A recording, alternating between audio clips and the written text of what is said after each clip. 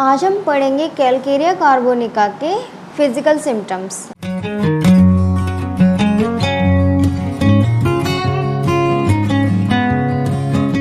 हमने पहले वीडियो में मेंटल और इमोशनल कैरेक्टरिस्टिक्स पढ़े थे, अब उसके आगे का हम पढ़ेंगे। फिजिकल सिम्टम्स में पहला है हेड एरिया। जो हेड है इसके बारे में हम पढ़ेंगे। हेड कैसा होता है? कैलकेरिया कार्बोनिका का जो हेड होता है वो लार्ज होता है, बड़ा होता है, राउंड शेप का होता है। क्यों होता है ऐसा बड़ा head? Due to late closure of the fontanelles. अब आप कहोगे छोटा बच्चा जब पैदा होता है तो हेड तो हर बच्चे का बड़ा होता है, लेकिन नहीं, वो जो हेड आप देखते हैं नॉर्मल बेबीज़ का वो उतना ही हेड होता है। यहाँ पे बड़ा हेड होने से मतलब है जितना आप नॉर्मल बेबीज़ के हेड देखते हो वो उसके साइज़ से बड़ा होता है। मतलब आपको लगेगा कि बॉडी बेबी की जो अदर बॉडीज़ है, जो हाथ पैर और एक्सट्रीमिटीज़ हैं, उसके कंपैरिजन में हेड काफ़ी बड़ा है, लार्ज है। ये क्यों होता है कि जो उनके फोंटेनेल्स मतलब जो हमारे हेड में जो हड्डियाँ होती है, बोन्स होती है स्कल में, तो वो बोन्स बीच से उनके जो क्लोज़र होता है फोंटेनेल्स का वो सही से क्लोज नहीं हो पाए होते, डेवलप नहीं हो पाए होते। इसकी वजह से क्या होता है, हेड उनका लार्ज होता है। ठीक है, नॉर्मल बेबीज़ के कंपैरिजन में कैलकेरिया कार्बोनिका का बेबीज़ का।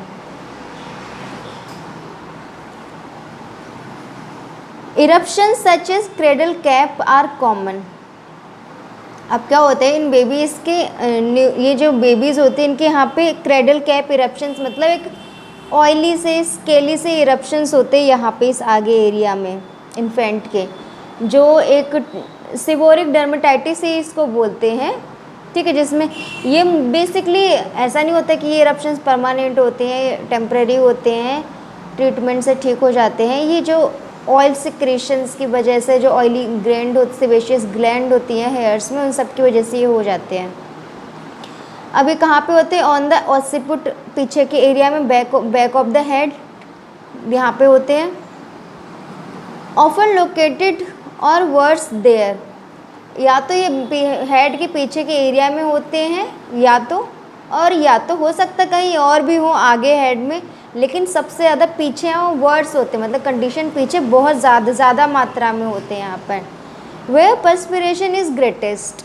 और इसके अलावा जो लोकेशन नेक्स्ट बताइए वो कहीं भी हो सकती है जहाँ पे पसीना ज़्यादा आता है। और कैलकेरिया बेबीज़ के सबसे ज़्यादा पसीना कहाँ पे आता है? हेड पे, हेड एरिया पे ही आता है। हेड में आगे पीछे कहीं भी ये क्रेडल कैप इरप्शंस हो सकते हैं। एक्सुडेट मतलब इनका रिसाव, इनका सिक्रेशन कैसा होता है? थिक, मोटा होगा, येलो, पीले रंग का होगा, सार स्मेलिंग, खट्टी स्मेल होगा, मतलब इनकी जो बदबू होगी वो सार होगी। उसके बाद है पसीना। अब हमने बात कर ली यहाँ पे हेड में बड़ा हुआ हेड होता है और कैसे इरप्शंस होते हैं, वो उस इरप्शन से कैसा सिक्रेशन आता है। अब उसके बाद है पर्सपिरेशन, इसका जो पसीना है वो कैसा निकल रहा है? कॉपियस मतलब बहुत ज़्यादा पसीना होगा, एक्सेसिव मात्रा में होगा। अभी कहाँ पे होगा? स्पेशली होगा ऑसिपिट, हेड के पीछे वाले एरिया में होगा। और ये सबसे ज़्यादा किस टाइम आएगा पसीना? सोते टाइम। हम बुक्स वगैरह में पढ़ेंगे तो जो या रियल में भी देखेंगे तो जो बेबीज़ होंगे उनकी माँ बोलेंगे कि जब ये सोता है तो सोते टाइम बहुत इसके सर से पसीना आता है, इतना पसीना आता है जिस तकिए पे सोता है वो पूरा तकिया गीला हो जाता है पसीने से, इतना पसीना इनको सोते टाइम आता है। तो हेड पे पीछे की तरफ इनको पसीना आता है। और दूसरा होता है वाइड नर्सिंग, जब उनकी माँ इनके बच्चे को दूध पिला रही होती है, जब ये पेट भर रहे होते हैं अपना, उस वक्त इनको पसीना बहुत ज़्यादा आता है। नेक्स्ट है हेडेक, इनको सर दर्द कैसा होता है? Due to mental strain from study. या तो भाई अब ये पढ़ने वाले बच्चे तो कैसे हैं, आपको पढ़ ही लिया आपने मेंटल एस्पेक्ट में इसके। अब जब ये पढ़ते हैं तो पढ़ते पढ़ते इनका सर दर्द होने लगता है, कहते हैं अरे मुझसे नहीं पढ़ा जा रहा, मुझे बहुत सर दुख रहा है। आई स्ट्रेन, या बहुत ज़्यादा इन्होंने फ़ोन चला लिया, देख लिया, आईज़ में प्रेशर पड़ने लगा बहुत, और उसकी वजह से इनको सर दर्द होना शुरू हो गया। कंजेशन की वजह से भी होता है। कंजेशन क्या होता है? बेसिकली जब हमारे हेड में एक जगह खून इकट्ठा हो जाता है तो उस कंडीशन को कंजेशन कहते हैं। कंजेशन की वजह से इनको सर दर्द होने लगता है। कंजेशन कब होता है? प्री मेंस्ट्रुअल हेडेक, जब मेंसेस आने से पहले की जो स्टेज होती है उस वक्त जो हेडेक होता है वो तब। During upper respiratory tract infection, या हमारे अपर रेस्पिरेटरी ट्रैक्ट में कोई इन्फेक्शन हो गया तब इनको ऐसा कंजस्टिव हेडेक होगा। Due to a head chill after becoming too warm, अब बता रहे हैं कि हेडेक कब होगा। सर में बहुत ज़्यादा ठंड लग जाने के बाद, गर्म रहने के बाद अचानक से ठंड लगने लगी। अब एग्जाम्पल ले लीजिए, बच्चा सो रहा था, ठीक है, बेड पे लेटने गया, आराम से गर्म उसकी बॉडी थी, लेट गया। अब क्या किया, पंखा चला दिया, और पंखा चलने के बाद क्या हुआ, उसको ठंड लगनी शुरू हुई। जब ठंड लगनी शुरू हुई तो उसका हेडेक उसको होने लगा, सर दुखने लगा, ठीक है। अचानक से वार्म के बाद जब चिली कोल्ड वाला एटमॉस्फेयर होता है तब इनको दर्द होने शुरू हो जाता है सर में। उसके बाद है लोकलाइज्ड कंजेशन विद एक्सर्शन, जब बहुत ज़्यादा काम कर लेने के बाद कहीं भी कंजेशन हो गया है। होता है ना कि हमने आज बहुत सारा काम कर लिया, हम नॉर्मली इतना काम नहीं करते, बहुत सामान इधर से उठा लिया तो शरीर में दर्द होने लगा, तब इसके बाद क्या होगा, इनको कैलकेरिया कार्ब के बच्चों को या पेशेंट को सर में दर्द होना शुरू हो जाएगा। Causes the head to throb, head में थ्रॉबिंग सेंसेशन होने लगती है, ऐसा लगता है कि कुछ हो रहा है, थ्रॉब करने लगता है। और हेड कैसा हो जाता है, हॉट, गर्म हो जाता है, गर्म सेंसेशन होती है। अब इसके हेड कंप्लीट हो गया, हेड एरिया पूरा हमने हेड में हमने हेडेक पढ़ लिया, पर्सपिरेशन पढ़ लिया, इरप्शंस पढ़ लिए और साइज पढ़ लिया हेड का। उसके बाद नेक्स्ट है हमारा आइज़, आइज़ पे जाते हैं। अब आइज़ में हम पढ़ेंगे एक्सप्रेशन कि देखने में कैसे हैं, आइज़ से क्या लगता है देख के। Shows strength of character, eyes को देख के लगेगा कि हाँ इस बेबी की जो सारी ताकत है, स्ट्रेंथ है, उसके आइज़ से पता लग जाएगी कि वो कितना कॉन्फिडेंट है, कितना वीक है, क्या है। Patient looks directly at the physician even if very ill, अभी स्ट्रेंथ का मतलब क्या था, ये यहीं पे है कि मतलब भले कितना बीमार बच्चा क्यों ना सही या कितना भी बीमार मरीज क्यों ना सही, वो क्या कहेगा, डॉक्टर की सीधे आंखों में आंखें मिला के देखेगा। अब आप ये सोचो कि इतना बीमार है, इससे देखा नहीं जा रहा, लेकिन ऐसा नहीं, ये देखेगा ज़रूर, ये अपना पूरा कॉन्फिडेंस बता देगा कि भाई मैं तो इतना स्ट्रांग हूँ, पूरा देखेगा आइज़ टू आइज़ कॉन्टैक्ट करके। Colds often extend to the eyes giving rise to mucus, अब जो ठंड होती है पूरा उसके ऊपर आइज़ तक लग जाती है, जिसकी वजह से म्यूकस बढ़ जाता है। म्यूकस क्या होता है, सिक्रीशन होता है, कैसा होता है, ब्लैंड होता है, थिक होगा, मोटा होगा और येलो कलर का सिक्रीशन निकलेगा। अभी कहाँ से सिक्रीशन निकलने की बात हो रही है, अब हम आइस पढ़ रहे हैं तो ये बात भी आइस की ही हो रही है। अगर किसी तरह का सिक्रीशन आइस से आ रहा है तब, ऐसा नहीं कि सहल कहल कैलकेरिया कार्ब बच्चे में दिखेगा, नहीं, अगर सिक्रीशन आ रहा है तो दिखेगा ऐसे सिक्रीशन। और उसके बाद है लेक्राइमर कैनाल प्रॉब्लम, जो आंसू आते हैं जहाँ से, उस कैनाल की बात हो रही है। लेक्राइमर कैनाल्स कैसे होंगे, क्लोज्ड होंगे और फिस्चुलस होंगे, या तो वो क्लोज होंगे या तो वहाँ पे फिस्चुला डेवलप हो गया होगा, वहाँ पर मतलब एक और ओपनिंग डेवलप हो गई होगी। उसके अलावा weak eye muscles lead to eye strain, eye muscles जो होंगी वो बहुत ज़्यादा वीक होंगी, जिसकी वजह से बच्चा बहुत देर तक खुली आंखों से चीज़ नहीं देख सकता है, कि देखेगा तो उसको सर दर्द होने लगेगा और आंखों में दुखने लगेंगे आई स्ट्रेन से। कंजेनाइटल कैटरेक्ट, या उसको कंजेनाइटली कैटरेक्ट होगा। ग्लाउकोमा की कंडीशन होगी। ये सब आइज़ की कंडीशन थी कैलकेरिया कार्ब बच्चे की। अब आते हैं ईयर्स पर। ईयर्स में क्या होगा, ओटाइटिस। अब किस तरह का दर्द होगा कान में, फ्रिक्वेंट, बार बार होगा। अकम्पनीज रेस्पिरेटरी ट्रैक्ट इन्फेक्शन, अब हो सकता है कि कान में दर्द के साथ उसको कोई रेस्पिरेटरी ट्रैक्ट का इन्फेक्शन हो। अगर डिस्चार्ज कान से कोई निकल रहा है तो वो कैसा होगा, थिक होगा, येलो होगा, ऑफेंसिव होगा, मोटा है, पीला है और कैसा है, बहुत ज़्यादा बदबूदार है। With a raptured ear drum, जो अंदर कान के अंदर जो ईयर ड्रम होता है वो रैप्चर हो गया होता है। तो बहुत सारी आप देखोगे, अगर आप किसी ऐसे बच्चे को देख रहे हो कि उसके कान में दर्द हो रहा है, पस बाहर निकल रहा है, बदबूदार पस, पीला गाढ़ा निकल रहा है और उसके अगर आप पूछोगे मदर से कि इस बंदे को क्या हुआ, बच्चे को क्या हुआ, तो बताएंगे इसका जो ईयर ड्रम है वो रैप्चर हो गया है। तो आपको क्या सोचोगे सबसे पहले, आप सीधा कैलकेरिया कार्प मेडिसिन के बारे में सोचोगे कि इसकी ये सारी चीज़ें हमारी कैलकेरिया कार्प की है। अगर फिर आप उससे ये भी पूछोगे कि इसका जो पस है कैसा है, बदबूदार है कि नहीं, अगर बताएंगे बदबूदार है तो आपको सारी चीज़ें ऐसे ऐसे क्लियर होती चली जाएंगी। एग्रावेटेड बाय कोल्ड विंड, अब क्या है, हवा, अब जो कान की कंडीशन है, दर्द वगैरह सिम्टम्स जब ठंडी हवा में जाएगा, ठंडी हवा लगेगी उससे और ज़्यादा बढ़ जाएगी इसको ये दिक्कत। Scarring of the tympanic membrane, tympanic membrane की दिक्कत होगी। पस seminal fluid in the year causes impaired hearing, और जो पस और फ्लूइड भर जाएगा इसकी वजह से थोड़ा सुनने में दिक्कत आ जाएगी। Cracking of the skin behind the years, years के पीछे की जो स्किन होगी उसमें क्रैक्स होंगे। क्रैक्स बोले तो जैसे हम देखते हैं ना फटी एड़ियाँ, जिस तरह से सबसे कॉमन एग्जाम्पल है फटी एड़ियों का, जो सब नहीं देखी होंगी, तो उस टाइप्स के क्रैक्स हमारे इस बच्चे के कान के पीछे आ जाएंगे। नोज़, अब नोज़ है कैसी, नोज़ बह रही है, रनी नोज़ है इसकी। इवन व्हेन हेल्दी, बच्चा पूरी तरह से स्वस्थ है, कोई दिक्कत नहीं है, लेकिन तब भी नाक बह जा रही है इसकी। स्पेशली व्हेन प्लेइंग आउटसाइड, सबसे ज़्यादा नाक कब बहती है, जब घर के बाहर खेलने गया है। अब घर के बाहर खेलने गया है तो क्यों नाक बह रही, क्यों, क्योंकि बाहर हवा चल रही हो, ठंडी हवा जैसे इसको लगती है तो इसकी दिक्कत शुरू हो जाती हैं। अब ये नहीं कि सिर्फ कान में ठंडी हवा से दिक्कत होगी, दूसरी चीज़ों में भी ठंडी हवा से दिक्कतें हो जाएंगी। मैनी कोल्ड्स, अब ठंड से इसको किस किस चीज़ में दिक्कत है, ओटाइटिस में दिक्कत है, अगर इसको टॉन्सिल्स की प्रॉब्लम है तो टॉन्सिल्स में भी दिक्कत है, टॉन्सिलाइटिस के साथ होगी, ओटाइटिस के साथ होगी। Nose with obstructed with mucus, अब ठंड से इसकी क्या हो जाएगी, पूरी नाक म्यूकस से भर जाएगी, तो बहती रहती है, नाक में म्यूकस बहुत जमेगा, थिक होगा। म्यूकस कैसा होगा, एक्सपेक्टोरेशन कैसा होगा नाक का, थिक होगा, येलोइश कलर का होगा।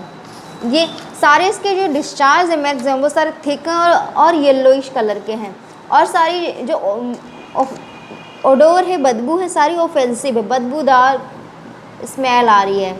कान का डिस्चार्ज है, चाहे वो नाक का डिस्चार्ज है, सारा बदबूदार है, येलो है और थिक है। During the changes of season to cold and wet weather, अब बरसात का मौसम था, गीला मौसम है, बरसात के बाद ठंड जब आना शुरू होती है तो फिर उस सीजन में उसको दिक्कत शुरू हो जाती है। ऑल्टरनेट विथ कोलिक, और इसमें क्या होता है, ठंड की वजह से इसको दिक्कत होती है ना, वो सारी ऑल्टरनेट करती रहेंगी कोलिक से, मतलब पेट दर्द से। अगर मतलब ठंड इसको लगी, ठंडी हवा लगी, नाक बहनी शुरू हुई, तो वो ऑल्टरनेट कर रही है कि हाँ इसके पेट में दर्द भी देखने को मिलेगा, अगर कान की दिक्कत है तो पेट में दर्द भी इसको देखने को मिलेगा, ऑल्टरनेट करके। ये दो चीज़ें ऑल्टरनेट करती रहेंगी कोलिक से।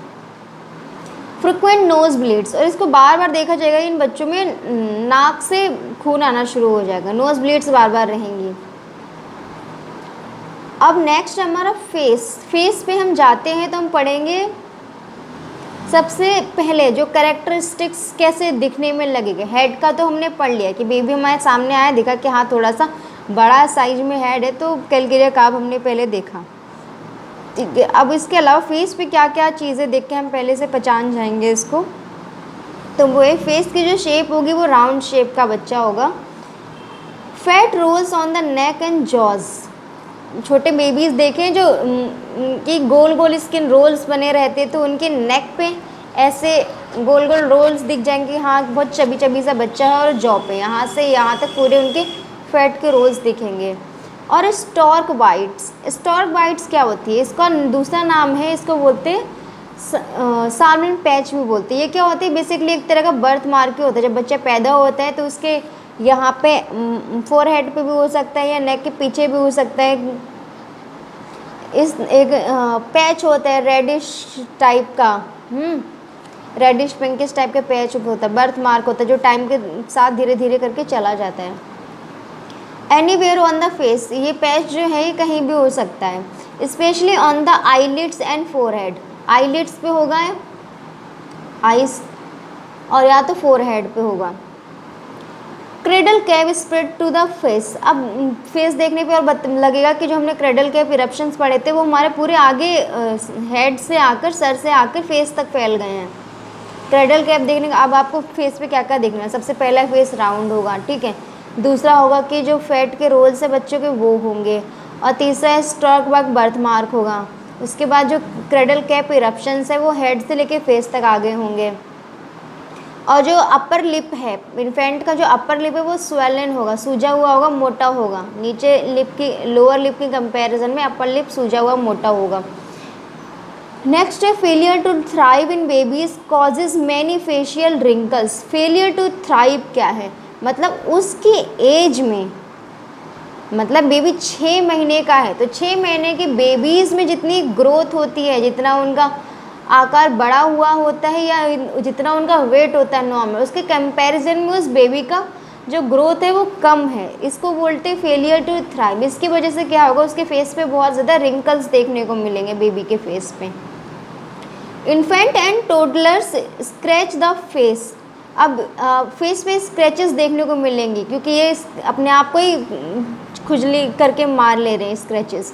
कब, जब ये टायर्ड होंगे, थके हुए होंगे, तभी अपने आप को स्क्रैच करेंगे, या अपॉन अवेकनिंग, और जब सोकर उठेंगे। ये 2 टाइम पे अपने फेस पे स्क्रैच करेंगे। तो इसकी मदर आपको बताएगी कि जब ये सो के उठता है तो अपने फेस पे ऐसे स्क्रैच कर लेता है, और जब ये बिल्कुल टायर्ड होता है, एग्जॉस्टेड होता है, तभी अपने आप को ऐसे स्क्रैच करेगा। तो इसी तरह से आपको फेस पे स्क्रैच देखने को मिल जाएगी, तो खुद ही आपको पता लग जाएगा इसने खुद को खरोच लिया है।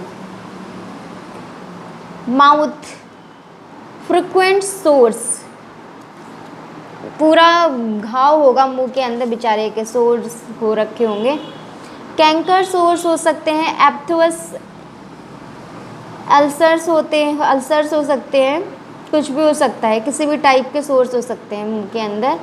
थ्रस्ट डेवलप्स इजली, थ्रस्ट मतलब जीभ होगी पूरी सफ़ेद हो चुकी होगी। थ्रस्ट में एक तरह का ईस्ट इन्फेक्शन होता है जो कैंडिडा की वजह से होता है।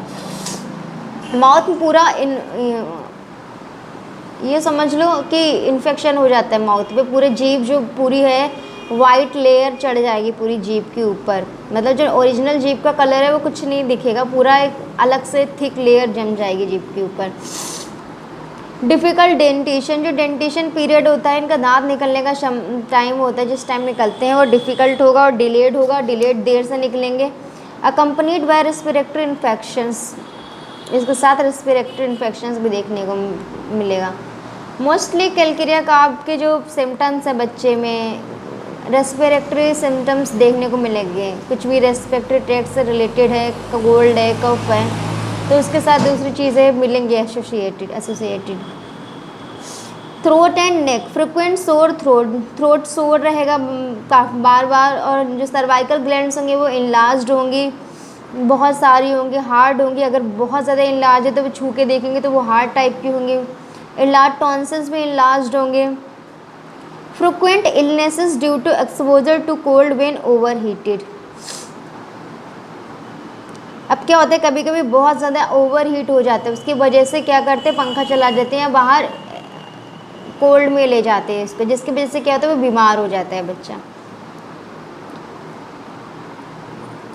अब है torso, lower respiratory symptoms. Lower respiratory symptoms में क्या है, many coughing fits and infections, बहुत ज़्यादा इसको खांसी रहेगी या रेस्पिरेटरी इन्फेक्शन हो जाएगा with dry coughs at night, और रात के टाइम सोते टाइम मतलब इसको बहुत ज़्यादा ड्राई कफ आएगा, खांसी आएगी। Loose productive coughs in the morning, और सुबह के टाइम पे बहुत ज़्यादा खांसी आएगी। अस्थमा एग्रावेशन, अब जो अस्थमेटिक कंडीशन है, अगर तो अस्थमा का एग्रावेशन कब कब हो जाएगा, एक्सर्शन से, बहुत ज़्यादा लेबर के टाइम पे, मतलब फिज़िकल वर्क के कारण, कोल्ड वाले सीज़न में, वेदर में, मौसम में, या wait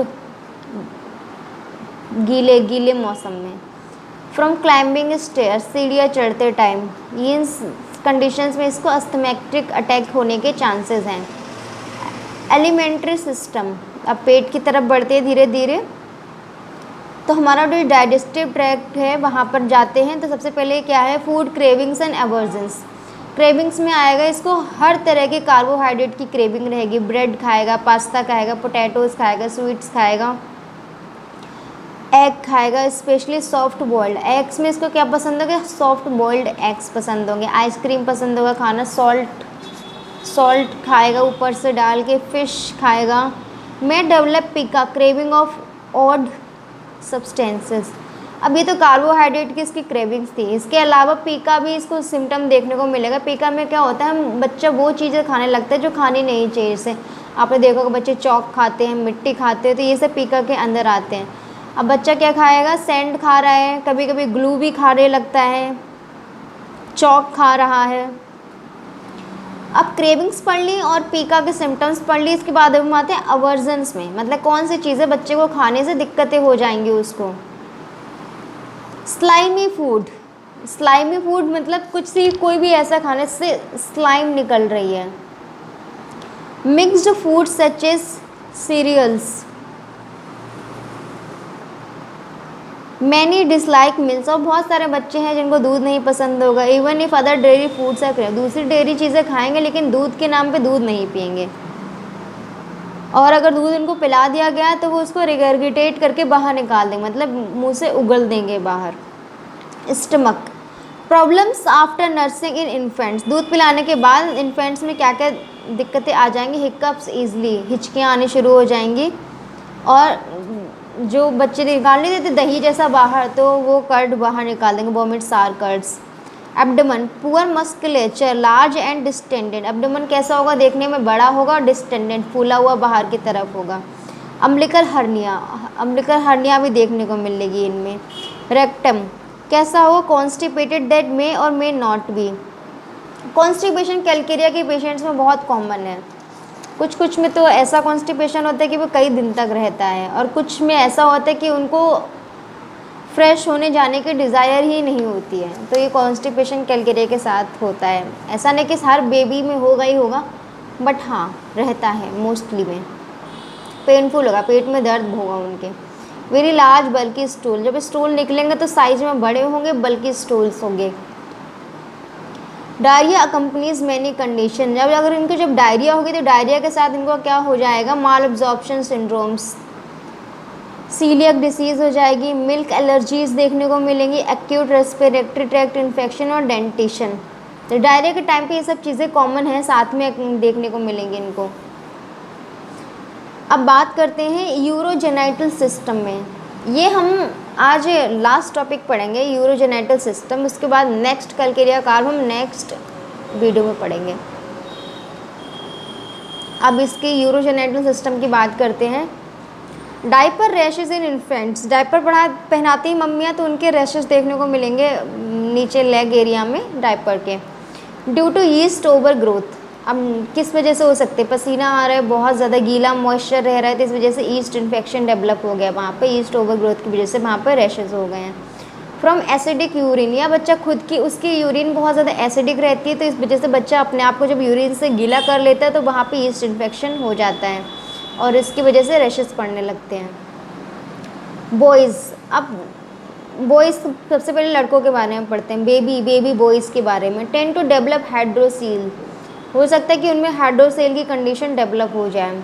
rash around the penis from acidic urine, उनका जो जेनाइटल एरिया है उसके चारों तरफ रैशेज आ जाएंगे यूरिन के वजह से। गर्ल्स में हम पढ़ेंगे तो रिकरेंट वेजाइनाइटिस, वहाँ पे इन्फ्लामेशन हो जाएगा। Even in very young girls, अगर छोटी सी भी बच्ची हो उसके भी हो सकता है, ऐसा नहीं कि बड़ों में ही होगा। डिस्चार्ज भी आ सकता है वहाँ से, और जो डिस्चार्ज होगा वो कैसा होगा, थिक मोटा होगा, मिल्की मिल्क लाइक देखने में होगा उसका कलर। स्मेल्स लाइक मोल्ड की तरह स्मेल करेगा।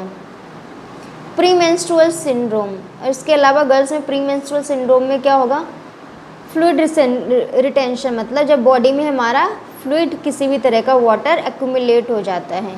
ब्रेस्ट स्वेलिंग, कोल्ड ठंड लगेगी और कोल्ड की कंडीशन हो जाएगी। वजाइनाइटिस रहेगा और हेडेक्स रहेंगे, सीजर रहेगा। ये तो इनकी बॉयज़ और गर्ल्स की अलग अलग थी कि बॉयज़ में होगा तो क्या क्या सिम्टम्स होंगे, गर्ल्स में होंगे तो क्या क्या सिम्टम्स होंगे। ये यूरिनरी और जेनेटल पार्ट्स के बारे में था।